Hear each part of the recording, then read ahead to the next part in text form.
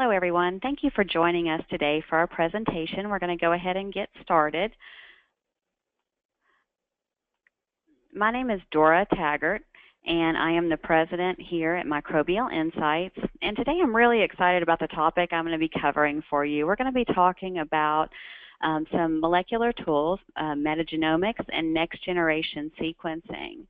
And my goal today during this presentation is to talk to you about the difference in these two tools, as well as to show you some statistical analysis that you can do with this data to really help you make the most of your data and interpreting what's happening in your systems, but also to show you some cautions that you want to use so we can be sure that we're not jumping to conclusions from these interpretations. So if you'll notice on the right-hand bar in your GoToWebinar software, there's something called questions. If you have questions for me during the webinar, please go ahead and type these into that questions section.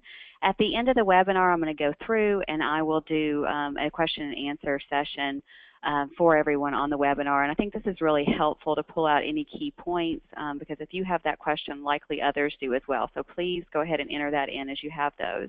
Also, we're going to be doing a recording of this presentation today. It'll be available on the resource section of the Microbial Insights website, and we'll send out a link later this week for you to be able to have a link to log in and be able to listen to this recording or to be able to share it with others in your office. So let's go ahead and get started. Today, we're going to be focusing, as I said, on this next generation sequencing, but I wanted to start by thinking about MIC assessment as a whole. And this is a slide that we adapted from a presentation that Torben Lunds and Rick Eckert did, and I think it's a really good representation of the MIC cycle. You know, MIC really starts with threat assessment, then you have mitigation selection, and then gauging the effectiveness of whatever management approach that we apply for our system. And each step is a little different, so we need to think about where we are in the steps within our system, and we also need to think about the specific questions that we have depending on what point that we are at in our cycle. So we need to really take these questions into account when we're designing our studies, because these questions are going to determine where we take the samples, when we take the samples, and which type of sample that we take. You know, we have choices in our locations of taking liquid samples or solid phase samples, looking at the sessile versus the planktonic populations. Those may be very important. Also, sampling frequency is always a big question. So we need to take all of these questions into account so we make sure that we design our plans really well so that we can make the most of this data that we obtain. And then importantly, this is a multiple line of evidence type approach. We really need to think about all the evidence that we have so we can understand MIC as a whole. We have to think about physical characteristics, which can include things like scanning electron microscopy, looking at our PIC characteristics. But also don't forget, we need to take into account things like fluid velocity, where we are in our systems. Do we have good flow through these areas? Are we at a turn in a pipe where we could have a slowdown in the flow? Things could start to collect and form biofilms. We also need to think about what mitigation efforts, and what I've found in traveling around to some of the facilities and looking at this is these are key points that can really help us understand where we're likely to see corrosion occur and can really help us understand what may be happening in these systems. So don't forget some of these simple factors that we need to take into account. Also, chemical testing can be really important. Looking at our organic acids in our system, looking at pH and alkalinity, looking at dissolved hydrogen sulfide in our samples, taking some solid samples for XRD and EDS analysis so that we can look at the elemental and mineral phases. And I'm going to show you a little bit about this and some real data that can help you kind of put together what your microbial information means. And then, of course, that third line of evidence that I feel is really important that we can do in our systems now, looking at those microorganisms directly. And there are a number of ways that we can look at microorganisms in our system. We have kits that are available that can help us measure ATP and hydrogenases so we can estimate our bacterial populations in the field, this is a good screening tool that we can use then to help us figure out which locations we need to collect samples from for further analysis. And then we can submit these to the labs for the lab-based techniques. In general, when we're talking about lab techniques, there's two main types. There's traditional cultivation-based methods that you may have heard of, like BARTs, plate counts, or most probable numbers. And then there's the molecular methods that I'm going to be focusing on today. With molecular methods, there's a whole slew of things that are out there, and I know in some of the presentations I've given at NACE, one of the things is how do we choose these? And we really need to think about the question that we're asking in our system at what point we are in our cycle so that we can choose the right tool. And today I'm going to be focused mainly on community profiling, looking at the community as a whole with metagenomics or sequencing type approaches. But there's also things like quantitative PCR that can be very valuable. So I'll have a little side tangent that we go off on that briefly to show you how that tool is very complementary. So as I mentioned, I'm really going to focus during the talk today on those two things, looking at targeted quantification with our qPCR, and then overall, mainly looking at overall community analysis with our next generation sequencing. And the reason I focus mainly on the molecular methods is the cultivation methods may be easy to perform. We may have a lot of information in the past that we've gotten from cultivation data, so historical data, good rules of thumb that we've established with these measurements. But cultivation methods are just inaccurate. Less than 1% of microorganisms can actually be grown in a laboratory setting, and with some of the systems that we're talking about here, that's an even bigger point. It's almost impossible for us to replicate in the lab, no matter how hard we've tried, the true field conditions. So we either underestimate the microbial community because we simply can't grow that microorganism in the lab, or we may overestimate and bias what our community looks like because we're growing a certain type of organism that grows really well in the lab, so we overgrow this organism. So with metagenomics, particularly and sequencing type approaches where we're directly assessing our microbial populations, we can get a good overview of that community without these biases associated. So before I jump into this, I really want to clarify two terms that are out there because I think there's a lot of confusion, and I see here some terms interchanged that really are not interchangeable. And I know this is new to the industry, so I just want to be sure everyone's on the same page and we're clear. When someone is talking about metagenomics, what they mean in this, in the truest sense, is that we would do shotgun sequencing. So we're not amplifying anything. We're looking at all the DNA that we collect from our microorganisms, and we're doing direct analysis of all the different genes of all the organisms that are present in our sample. So we're looking at organisms taxonomically, figuring out who they are, and we're looking at functional genes. So in theory, this is a great approach. We're getting the DNA sequences of all the genes of all the organisms on our sample, a whole wealth of information. In practice, though, metagenomic sequencing right now is rarely performed on these complex type of samples. We don't know a lot of the functional genes, what they're doing, so we have coverage limitations. You get a mass amount of data from this type of approach, so it can be very complex to do the interpretation and therefore have a lot more cost associated with the interpretation of this metagenomic sequencing approach. So this technology is really evolving. Our databases are growing. We're learning so much more from researchers about these functional genes, but for right now, metagenomic sequencing is not very common in our industry. So, I think this is going to evolve, and over the next year or two, you're really going to see more information come out on metagenomics, and it's going to become more common practice in our field. But for now, when people talk about next generation sequencing, what typically they're referring to is amplicon sequencing. So this is where we're looking at a specific gene, the 16S ribosomal RNA gene that's found in all bacterial cells. And with this sequencing, we're amplifying that particular gene and looking at the different microorganisms that are present based on the variations of that gene. So we're doing a taxonomic classification of the organisms. So in other words, we're figuring out who is there in our sample. And so that gives us a lot of information. By knowing who is there, we can look at our community profile, start to think about community interactions, as I'm going to show you in some examples today. But I want to be careful because there's some limitations to getting to taxonomy, and who is there doesn't always tell us what they can do for a living, and we'll talk about that a little bit more briefly. But before we get into this, I also want to reiterate a really important point when we're talking about sequencing as a whole is data quality is really critical for this type of technique.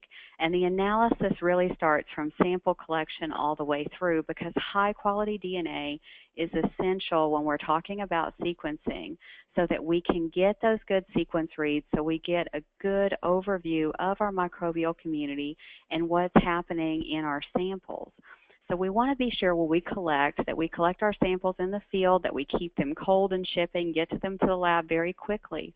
We want to minimize those changes in the microbial community, because as soon as we pull that sample, we have oxygen exposure, we have changes that start to happen as these communities are interacting. So keeping it cold will help to slow those metabolic processes. Getting it to the lab quickly and having a lab that does those same-day DNA extractions is really important for us to keep that community intact. Also, to get high-quality DNA, you need to make sure that the lab you're using has a lot of extractions working with this type of sample. I'll tell you from personal experience, extracting DNA from corrosion samples is not at all a trivial process. It's very difficult to get high-quality DNA and good DNA extraction efficiencies from these types of samples. There are a lot of inhibitors and interferences that can happen. So just be sure that the lab you're using is highly qualified. The people have a lot of experience. There's good QA/QC procedures, that they're a full-time lab that's doing this, and that their experience is in this type of analysis in environmental and corrosion type samples, because as I said, from personal experience, extracting from a medical sample and an environmental or corrosion type sample is a completely different ballgame. So you need that experience to get good, clean DNA extractions so we can sequence them effectively. So once we've got our good quality DNA and we go in and we do our sequencing, and today I'm going to talk a lot about the 16S ribosomal RNA sequencing, where we're doing that amplification, because 99.9% of the reports I'm seeing, that's what what's happening, that's what we're doing. We're looking at who is there. So having an idea, as I mentioned before, of who is there is great, but there's some limitations in what it tells us. So we need to be careful, because the real power in any community-based analysis, whether we're talking about looking at phospholipid membranes, we're talking about different sequencing tools, the real power is making comparisons. So we have to go beyond who is there by comparing our results between samples so we can look for differences in our microbial community. Now this could be, how did our community change in response to treatment? Say we applied a biocide. What was the microbial shift that happened due to that application? And so we could see NGS results from samples that were taken before and after this treatment. Or maybe we want to look at, we're having corrosion in a specific point in our process. What's the difference in that point compared to other parts in the process that aren't experiencing as much potential MIC happening? If we do some type of treatment, how are these organisms changing? Or even along the flow path, how are they changing? Which organisms are thriving in certain areas, which ones are not? And then how consistent is this happening over time? And then most importantly, one of the questions I want you to always think about from experience at looking a lot of this data is we need to make sure that the data makes sense. So going back to what I talked about, those multiple lines of evidence, I can't reiterate that enough during this presentation. That's critical from a corrosion standpoint for us to understand MIC is what's happened with our operating conditions and activities. As I mentioned, there's so many times at facilities I find that to be a critical differentiating factor. The chemistry of the system is very important so we can understand why these organisms are thriving and growing. And then the ability to have to look at multiple lines of evidence, even on the microbiological side. So combining some of these techniques or using a tiered approach so we can really get a good feel of what's happening with our microbial communities. So now that I've given you kind of an overview and a lot of caution, let's really dive into some data and what you're going to see. So for those of you that aren't familiar with this type of report, one of the first things that you're going to get is a table that summarizes your sample. And so we would see like samples S6 through S10 that were submitted for analysis. And then the next thing in the table you're seeing are the reads. These are the segments of DNA where the nucleotide sequence was determined. Again, we're talking about that 16S gene, all the little reads that we got of that, and then those reads are classified to a certain phylogenetic level. So for each sample, you're going to get a chart that looks like this, where we're going to have it associated to a kingdom all the way down through species level.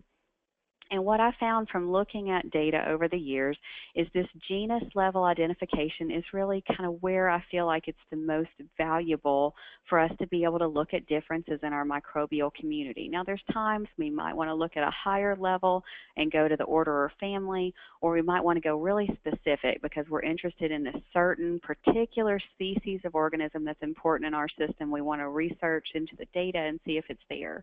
But for the most part, I'm going to look at that genus level identification and look at my percent of reads. Another important factor that we'll mention briefly is something called the Shannon Diversity Index, and we typically do this to a genus level of identification as well. And it's a good comparison tool because we can see, is there some type of selective pressure that is changing our microbial community and making it less diverse in one location versus another? So that's a good comparative index for you to use on your reports. So I think this gives us a good overview and a good starting point with this chart. Then what we can do is dive in. So we know we identified, for instance, in some of those samples, 92% to a genus level. So what genera were we detecting in each of our samples? So the next thing you'll get is a table and a pie chart like this one that shows you the different genera of microorganisms that were isolated in our sample. Now, this chart can be very important and give us a lot of information, but there's also some cautions I want to point out to you. So we're going to get our classification to that genus level and the number of reads. Then we get a percent of total reads. So we can see a relative abundance within that sample for this particular genus. But I want you to be careful here. This is not like qPCR where I can take that number and say that's a quantitative assessment of that particular genus in my population. We can't do that. We need tools like quantitative PCR to give us that level of confidence to know quantitatively what number of that organism is there. This is more for comparative measures, and these total reads are valuable numbers, but just be careful that we don't overinterpret that. The other thing that's really valuable in this table is you'll get a description of these microorganisms. I know most of us aren't microbiologists, or even if we are, it's impossible to remember what each of these genera of organisms can do. So these descriptions give us generalizations about the genus based on what we can find in literature. But be careful with this, because by generalizations, I mean traits that are common to what we can find in literature, and they're different species and strains of these organisms that may have different abilities. Some of them may have different phenotypes in what they can do. And we'll talk about this more in just a moment, but it's important that we don't associate what a particular strain can do and assume that that whole genus can do it. These descriptions are meant to be generalizations and say, for instance, with Pseudomonas, some of these organisms can be associated with slime formation, but by no means can you say because you have Pseudomonas there that you definitely have slime formers. You'd have to look deeper to make that assessment. So these are just denoted because they're important abilities for those microorganisms, especially related to corrosion. So I want to give you an example of this. One of the common organisms that we find in a lot of our systems is Geobacter. So here we've compiled a chart of results where different Geobacter isolates were tested for their ability to utilize specific electron donors and acceptors. So to make it easier to read, what we've done is we've marked the positives and left all the negatives blank so that this chart's a little easier to make out. For those of you that are familiar with Geobacter, we know that these are best known as iron-reducing bacteria. On the electron acceptor side, iron reduction is consistently observed among all the different species and strains that we could find in literature. But when we get to the other one, like sulfur Some can reduce sulfur, some can't. There's only 2 species that are capable of doing that, so be careful we don't overinterpret that. The ability to reduce elemental sulfur providing sulfide is important in a lot of our systems, but we can't say that's a universal ability with Geobacter. Same story on the electron donor side. All can use acetate as a carbon and energy source, but some can use other electron donors like hydrogen, formate, lactate, ethanol, and BTEX products. So again, I just want to reiterate what we get when we're talking about who is there from our taxonomic assessment. It can't necessarily tell you everything that they can do.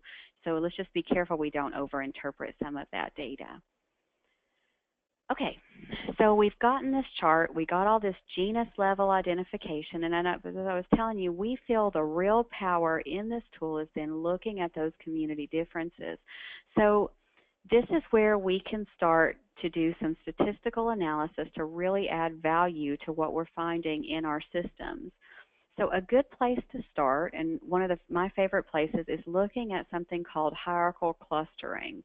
And I want to start by telling you freely and happily, I'm not a statistician. I know some of you on this call may be. So bear with me. I'm going to attempt to sum things up. If you have questions, you can look at things up online to get more information. Contact me. I'll be happy to give you anything I can on this. And I'll try to be as brief and honest as I can about these. So this hierarchical clustering is an iterative procedure where clusters of samples are created based on the similarities between the measured variables. And when I talk about variables in our case, I'm talking about those genus level identifications. So the value of the variable is the percent of those total reads that I just showed you in that chart. So it's the relative abundance of that particular genus. And when we do this analysis, what we end up with looks like a family tree. Samples come off on the same branch or more similar to each other than samples on different branches. In the example that I've shown here, we've got 2 main branches that you can see. S1 and S2 are more similar to each other, and then we have 3, 4, and 5 that are more similar to each other. And if we look in the 3, 4, 5, we see there's a subcluster where 3 and 4 are more similar to each other than they are to 5. But as a side note, for those of you that may have not done this before, with these trees, be careful because these little circles here, the nodes, can rotate. If you think about it like a child's mobile, those can flip. So just because S4 is closer to S5 proportionally in what we are physically in what we've shown here, it doesn't mean that it's more similar to that than 3 is. So we just want to make sure we remember and look at those nodes so we know that those can flip around. So how does this help us? We get this hierarchical clustering. Well, we can use this type of analysis to help us look for common threads within our clusters. So perhaps the biggest difference in our samples might be the location of where they're taken. If we took piping samples versus tank samples, you got flow in those piping samples. The tank may have more sessile populations that are present, more stagnant populations. So of course we could see some community differentiation there. Another common thread may be that you see a difference in the microbial community between locations where there was something done, like a baseline versus a post-treatment.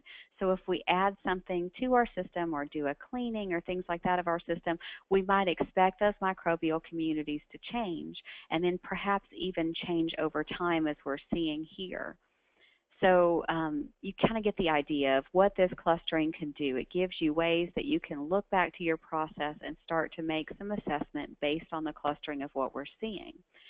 Then what we can do is take this hierarchical clustering data and start to apply it to other statistical methods and combine it with other statistical methods so we can get a better interpretation of what's going on at our site and dig deeper. So there's a lot of different statistical data that you can use. For those of you that are statisticians, you might want to take more of the points in your process, some of your other chemistry, pitting depths, those types of things, and start to do statistical analysis with a different genus and see what you find as a common thread.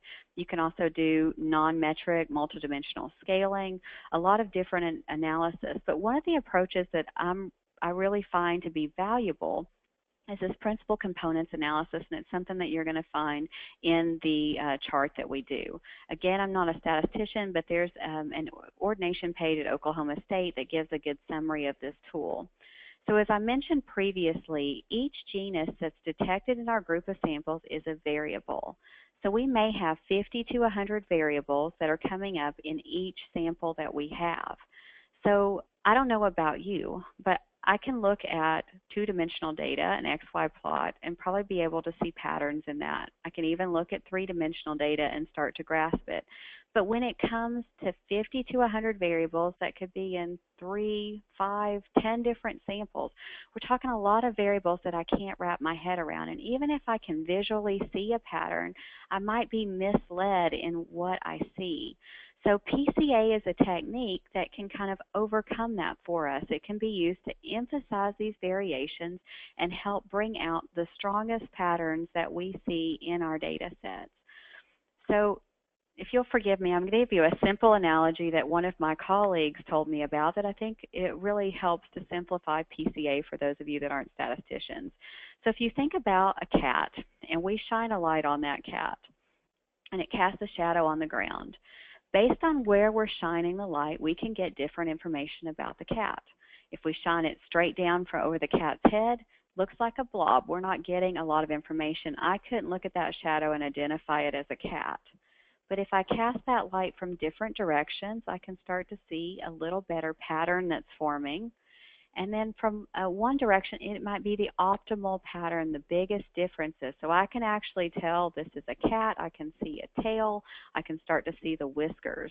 So this is what PCA does for us. It casts light on our set of dimensional data and essentially finds the best direction to do that so that the shadow preserves the most amount of information. And then it'll do this in a tiered approach.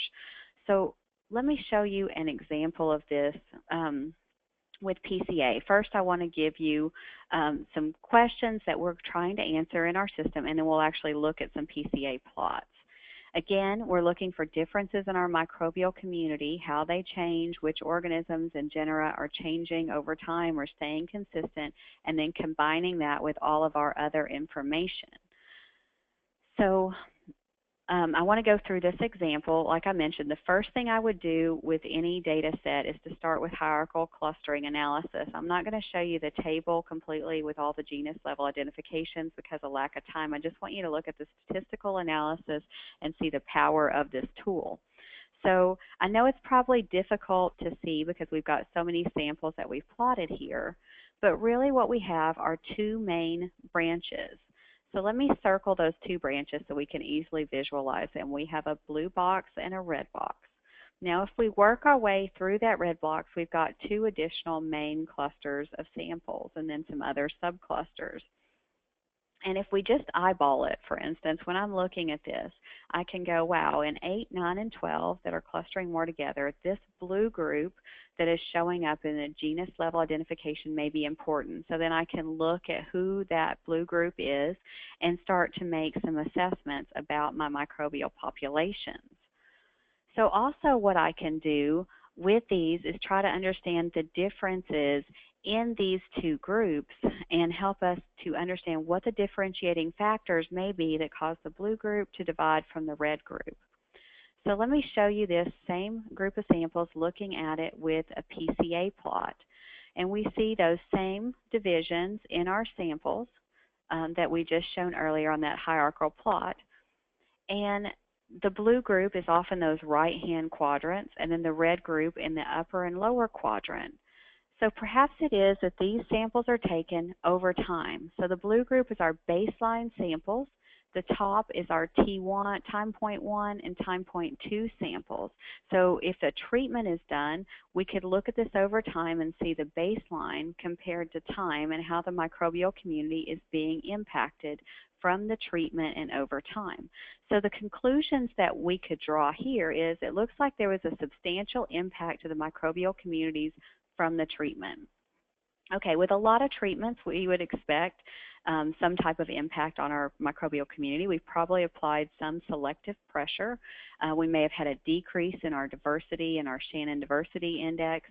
And then we can also ask the question, how stable was this if we do time series?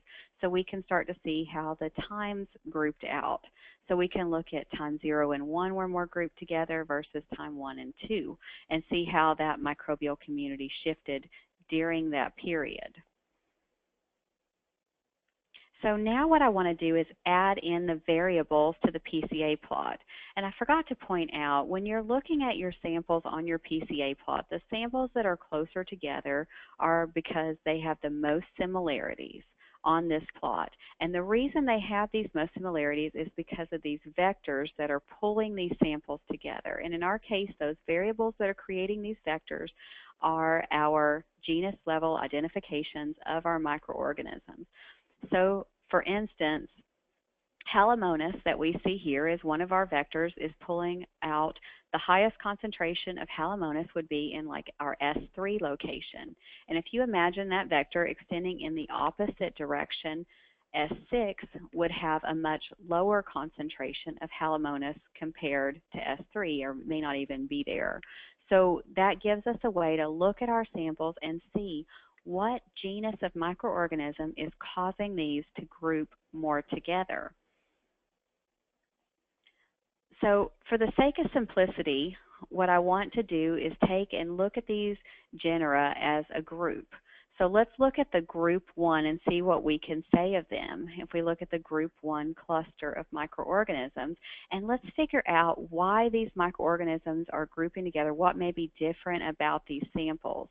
So the first thing that we see pulling group 1 over is this Halaenobrium, which are generally halophilic and often primary fermenters that can break down more complex organics into organic acids, mainly acetate.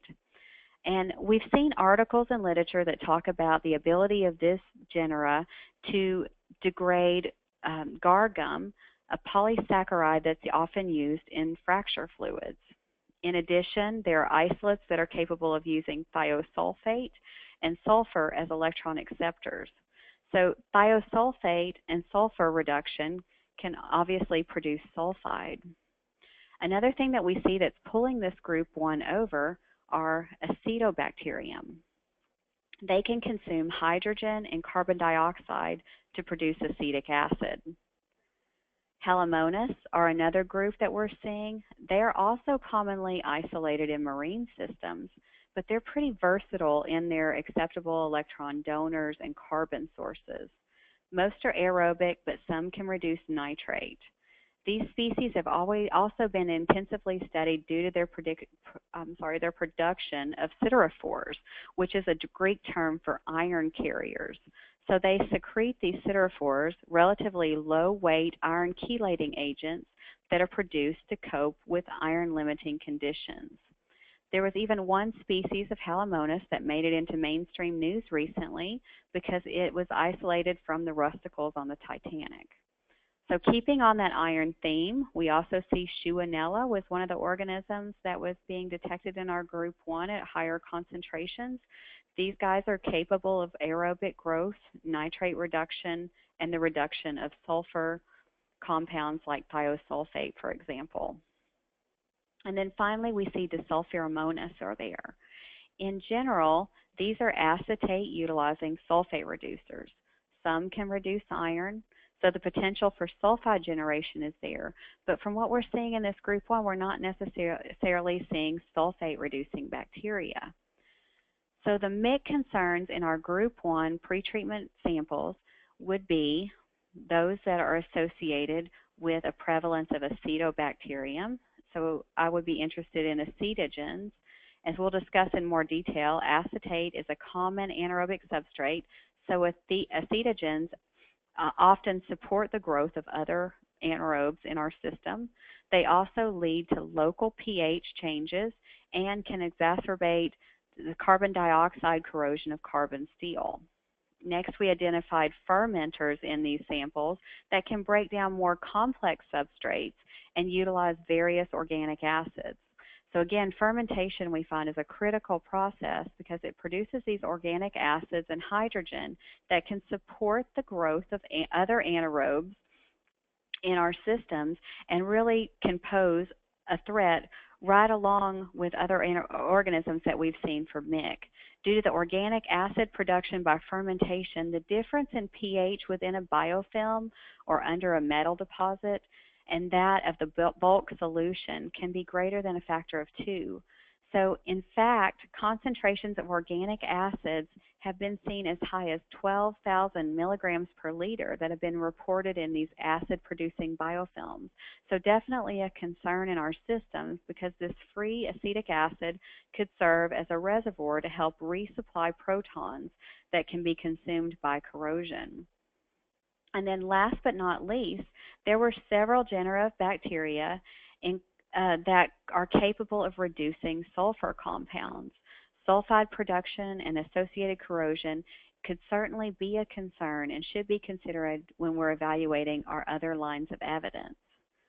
Then rounding out this group, we also had iron-reducing bacteria, in this case mainly Shewanella.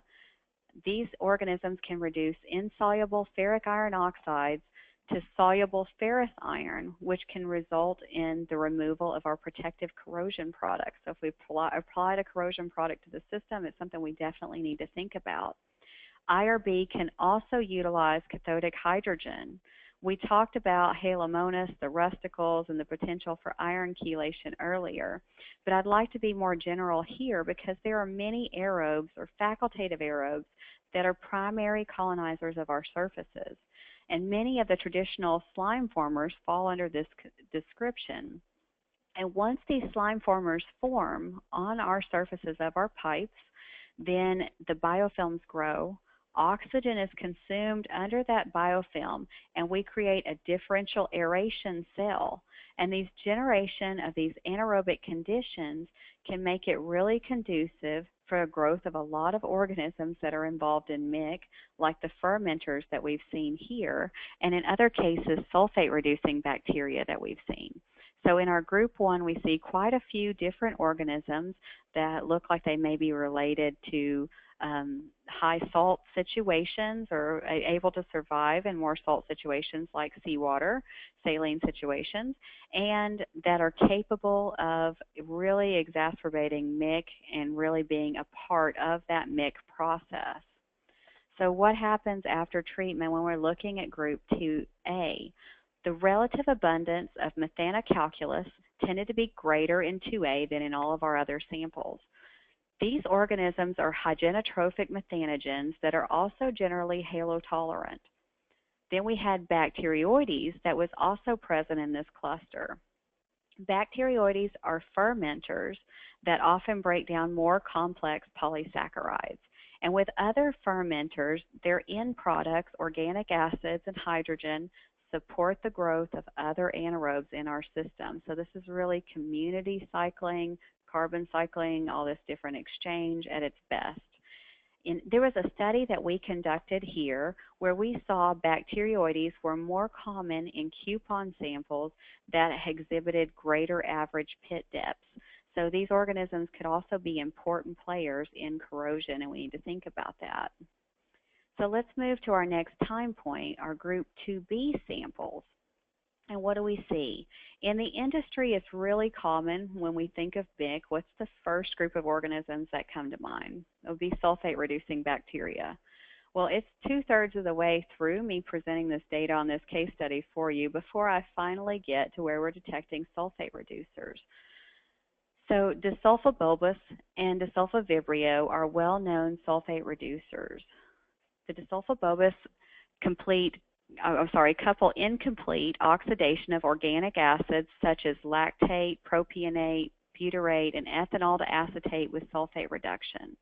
Then we have disulfovibrio that can use hydrogen, organic acid substrates, formate, short-chain alcohols, a lot of different things as electron donors for sulfate reduction. And What's really important, I think, to point out here is there are some strains of disulfide Vibrio that have been shown recently with some interesting work Dennis Enning did to talk about the direct iron oxidation. Now, direct iron oxidation by sulfate reducers and methanogens, for that matter, is pretty extraordinary. Essentially, it means these organisms aren't just accelerating our anodic reactions. They're directly performing these anodic reactions and gaining energy from it. So naturally, this can cause very aggressive corrosion. Finally, while known for sulfate reduction, there are members of both genera that are capable of other metabolic processes. Some can use lactate in the presence of sulfate. Some are actually even more metabolically versatile. So we have to think about that when we're doing our interpretation of this data. So the MIC from cluster 1, we saw a lot of fermentation that could be an issue supporting other organisms that would drop. We're seeing that in our group 1 cluster and also in our group 2 cluster, so we can be resupplying a lot of these cathodic reactions with the higher abundances of these organisms. Then, with the amount of sulfate reducers, we likely have another issue there. And even some disulfide Vibrio, we'd need to look more specifically at the strains of disulfide Vibrio to see if we have ones that can directly utilize iron as an electron donor.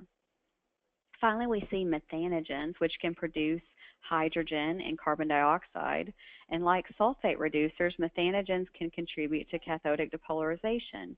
Methanogens have really received a lot of attention lately in literature, especially in the corrosion industry, because of the fact that we can now test for these microorganisms. In the past, we really couldn't look at methanogens as easily with our plate counts and our cultivation-based methods. But with these microbiological methods, we can get a better idea of these microorganisms and their prevalence in our system. And with that, we found that pitting rates due to methanogens can be similar to what's seen with sulfate reducers. Okay, so as I mentioned, we got all this microbial data. We've learned a slew of information looking at our next generation sequencing, all these different organisms that can be important in our systems and how they changed over the treatment or time points. And then what we can do is start to look at our other lines of evidence. Now, there are some great guidance documents that are out there from NACE. In particular, there's TM0212 that was out in 2012 that goes into a lot of detail about chemical analysis. And here I'd like to point out a few that we should look at based on the sequencing set. Halophiles and halotolerant organisms are pretty routinely present in the sample, so we would want to look at the salinity and chloride concentrations of the samples collected. Also, we're seeing a lot of organisms like fermenters and acetogens that can make organic acids. What are we seeing with our pH? What's the consumption of alkalinity? Is our pH localized, or are we even seeing it in the bulk fluid? When we have this many fermenters that's being detected, it's something I definitely think is worth taking a look at. And then iron reducers and chelators were also detected in these samples. So we would probably want to look at total iron and ferrous iron concentrations. And it might go without saying, but examining concentrations of sulfate, sulfide, and other sulfur compounds is also of importance. Many of the organisms detected in the samples can reduce thiosulfate. Analysis might also include solid phase samples sent for techniques like X-ray diffraction and EDS to help us determine the elemental and mineral phases. And I found these to be really key lines of evidence because they're the converging lines that can help link the microbiological to the chemical analysis. And I know I'm belaboring that point, but I think it's really important that we be able to look at these mineral products along with our microbial data so we can make better interpretation. So I don't want to belabor the point, but I do want to go through a quick example to show why some of these other molecular methods can be of importance. Now, I'm not going to go through this in as much data as I did with all the different genera identifications, but I want to point out a couple of things here. So this is another sample set where we did hierarchical clustering analysis of our samples, and they broke down into two groups, and there's one subgroup that I really want to point out to you here, composed of samples 1, 3, and 4. So if we go in and from our hierarchical clustering, we see this breakdown. Then we go to our PCA biplot, and we're going to focus on a blue group of samples and the red group of samples, the 1, 3, and 4 that I pointed out. I want to look at the higher relative abundance of these samples, especially 1, 3, and 4. We're seeing the sulfa vibrio there, and more of that than in our other subcluster, because remember the opposite end of that vector would indicate we have lower relative abundances of the sulfa vibrio in 6, 7, and 8. So what I want to do here is pull our raw data for 2 samples from this subgroup, S4 in the red group and S7 in the blue group. And what we can see, particularly with the sulfa vibrio, when we're looking at our highest genus that we're detecting in our reads, the sulfa vibrio are some of the higher percents that we're getting in our reads, almost 31%. We don't really see that in our top classification in our S7 samples. But if we dig deeper into our raw results, we can see that there are some disulfa vibrio there, but they're in relative abundance very low, all less than 0.5%, many less than 0.1%. So maybe if I just looked at this data just from next generation sequencing, I might think sulfate reduction isn't as key of a component as in the blue group as the red group.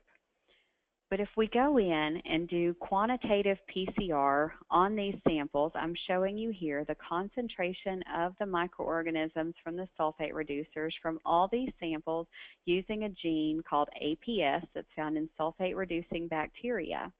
And while we see, if we look at our S7 sample here versus S4 where I showed you, there's about an order of magnitude difference in sulfate reducers, more in our S4 samples. But there's definitely a substantial amount of sulfate-reducing bacteria in our samples, in fact, in all of our samples.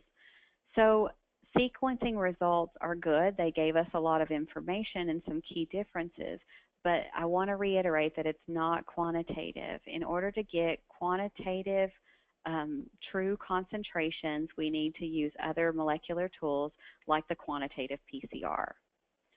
So before I end today, I want to take just a moment to go through some of the pros and cons.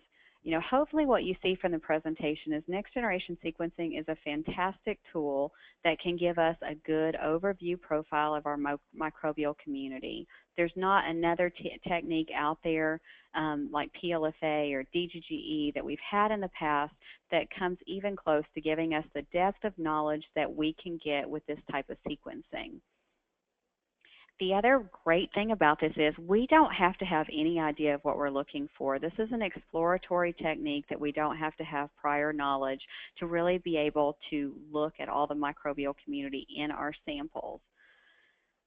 And then the results can point us in a direction that we can use for follow-up analysis. If you take the examples that I showed here, we saw some different groups of microorganisms that could be potentially important in our MIC assessment.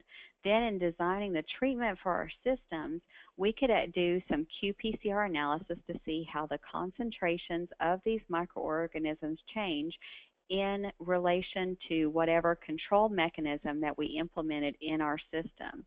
So we can identify that genus. And we saw that in those examples today, that we get some really good genus level identification, but it can't give us the quantitation that we need that we can get with tools like qPCR that might be important for long-term monitoring of our systems. The other thing that we have to be cautious about with anything like this, that's a broad-based tool where we're casting a huge net trying to amplify all of a particular gene, so all the genes from a microorganism, the 16S genes, we're casting a very wide net. So with sequencing results, we might miss some of the low abundance microorganisms that are actually present in our system.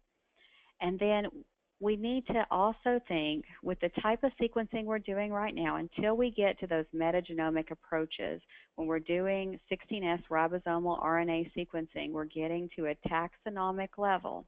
So we need to be sure that we don't pigeonhole certain microbes based on a genus level identification. Shewanella, for example, are generally iron reducers, but they can also reduce oxygen, nitrate, thiosulfate, sulfite, and sulfur.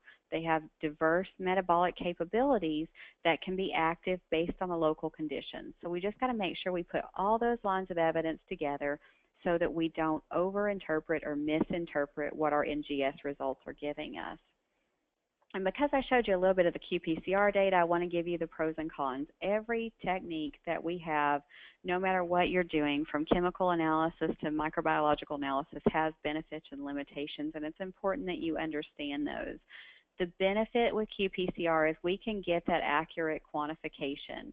And I don't know any other tool. I've been involved in a lot of government studies over the years. There's no other tool that we have out there currently that can give us that level of specificity and the level of confidence in the concentration of different functional genes and microorganisms. But we do have to have prior knowledge, and we have to know the sequences in order to be able to target them. We don't have that limitation with next generation sequencing.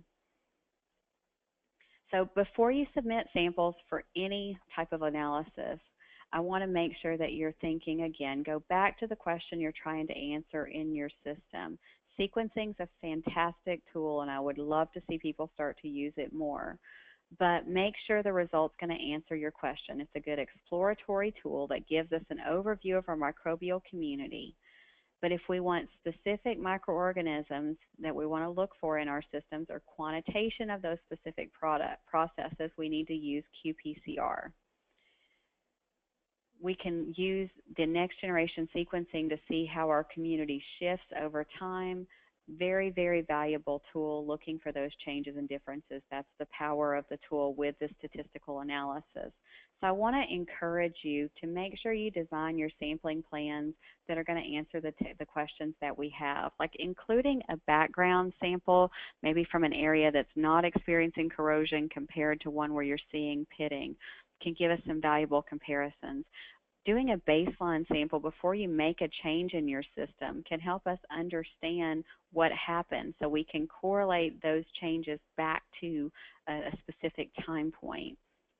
Comparisons over time are invaluable, and I would like to see this more in systems. Doing it once can give us some information, but if we use the tools multiple times, we can really start to understand more about the changes and the dynamics of that microbial community. There's a lot of carbon cycling, a lot of elemental exchanges that are happening and interactions between these microorganisms, and it's really difficult to assess that from a single time point. Comparisons along process paths where we're seeing different flow rates, different chemicals that may be introduced really give us a lot of knowledge. And then, I can't say it enough, integrate it with your other lines of evidence so that we can make sure we understand what this data is telling us. And then finally, any tool that you use. I mean, I know it gets exciting when we release these new tools and we all want to use them and get that new data and feel like we're using the latest and greatest, but before you submit, be sure you understand what you're getting. Be sure the benefits and limitations of whatever technology that it is. With sequencing, we know who is there, but until we move to metagenomics, we don't really we can't really assess all the time what they can do. Be sure not to try to make it quantitative, and understand that even though we're trying to assess our entire microbial populations, we can miss some minor members that may be important players in our systems. So I really want to encourage you to start thinking about these systems, and I think from the corrosion standpoint as a whole, think about it as a tiered approach with multiple lines of evidence. Doing sequencing from our microbial analysis, combining that with all of your traditional monitoring procedures can really help us identify potentially critical groups that are involved in our process. And then we can start to define things that we can use and tools that we can use that will really complement our routine monitoring so we can have time series data. So we know we did this treatment. Are we seeing concentrations of microorganisms go up or down? What's the community shift look like? So start to think about tiered approach and planning strategies, because otherwise you're not going to get the value that you can really get from these tools. There's a lot of information on the Microbial Insights website where we try to share with you all the different pathways that are known, the different things that are available out there in relation to corrosion. Illumina is really the leader in next generation sequencing technology. They've got a lot of good videos on their website. And, we want to be a resource here for you. So feel free at any point that you can contact us, ask us questions. We've got project managers here that I've listed their information. Feel free to give us a call or shoot us an email, and we'll be glad to go through and answer any of the questions that you may have. So again, thank you for the attendance today, being here with us. We'll go through some of the questions. If you have more at the end, don't hesitate to contact me. So let's see. What tools are most useful to evaluate the efficiency of a biocide? That's actually an excellent question. When we're talking about biocide evaluation, I think using next generation sequencing as an initial screening tool to help us look at the microbial community, know which microorganisms are important, unless you already know which ones are important in your process, then quantitative PCR is probably the best way that I know to be able to see, did we decrease those populations within our system? And we also need to make sure we're looking at both planktonic and sessile populations, especially in systems where you can have a lot of biofilm formation along our pipelines. We found this to be critical in some of the industries where I've done some work. So I would definitely recommend that you take those into account and really think about your system and diagram out a good sampling plan for that before you do the biocide application. But if you could only do one tool, my choice would probably be collect the most important the samples. If you can get the liquid phase samples and that's all you can get, do that liquid phase, pre and post treatment, and with qPCR analysis. There's tools like a QuantArray for corrosion that gives you, a whole selection of different microbial groups that may be of importance in your system. So if you have additional questions about that, please feel free to contact me, and we can show you some more information on that. Looks like a follow-up question is, what criteria would tell us that a biocide's actually working? That's an excellent question, and I think that follows nicely with what we were just talking about, because if we can see decreases in the abundance of our microorganisms, then we can see that that biocide is having an impact on our system. Now, the key thing what we found with biocides is not all biocides are effective on all microorganisms, and sometimes our systems become acclimated to a particular biocide that's been used over a period of time. So you may see initially plummet in the microbial populations, and then as months or time passes, we start to see organisms, maybe a different specific type of organism that acclimates to that biocide and can grow and thrive under those conditions. So it's important to continue to monitor. So if you start to see an elevation of microorganisms again, or of a specific type of microorganism, you would know that that biocide wasn't particularly effective on that type because it has a different cell membrane, a different uptake mechanism, whatever it may be. And then you might want to shift your biocide. So it either didn't affect that organism or they became acclimated to it. So that's a good question and something I would definitely take into account. There's a question, is there a way to work with large amounts of data that we get from sequencing and qPCR in a workable amount of time to identify the differences to the major ones? And I think these two statistical approaches are where I would start. I think the hierarchical clustering data to see how your samples group together and see if you can find common variables there, and then PCA would probably be the two biggest. There are other statistical approaches that are out there that you may be able to apply. I think PCA is probably one of my favorites, whether you're talking about qPCR data or next generation sequencing data. Okay, the other question, can we submit a dry deposit sample for analysis to look at the bacteria associated with MIC?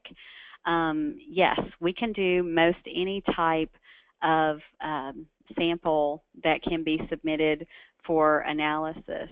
You can do scrapings from your pipeline, pig samples.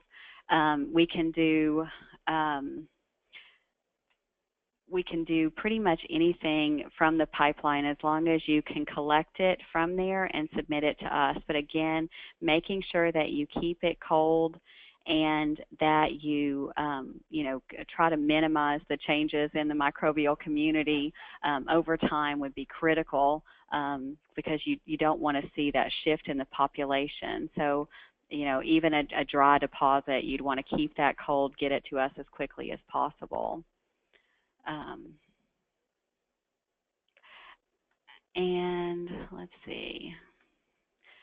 How much DNA is required for sequencing? It depends on the quality of the DNA that we get. Offhand, we try to use around 4 nanograms of DNA, and I know that doesn't mean a lot to you because you have to know how much starting material to extract. So that can vary. Typically, if we have a small scraping, even a half a gram of a scraping, we can get enough DNA to be able to use from those and some biofilms we need even less than that. When we're talking about liquid samples, we try to ask for as much as possible. If they're larger systems, we may get a liter of liquid from that system. We've done it from as small as a mil of sample. It really depends on the bacterial concentration of that sample. A cute question here. Looks like one of our audience was fascinated with our cat. It wants us to name the cat. Maybe we should call that cat Walter.